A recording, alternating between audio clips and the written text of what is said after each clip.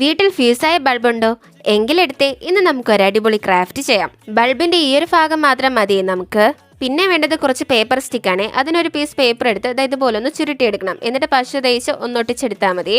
എന്നിട്ട് ആ ബൾബിന്റെ കറക്റ്റ് അളവിന് ഒരു സർക്കിൾ ഷേപ്പ് വെട്ടിയെടുക്കണം. അത് വെച്ച് വരച്ചിട്ട് വെട്ടുന്നതായിരിക്കും നല്ലത്. നേരത്തെ ചെയ്തു വെച്ച പേപ്പർ സ്റ്റിക്കില്ലേ, അതിനെയൊക്കെ ഒന്ന് കറക്റ്റ് അളവിനൊന്ന് വെട്ടിയെടുക്കണം. എന്നിട്ട് അതിനൊന്ന് പെയിന്റ് ചെയ്തെടുക്കണം.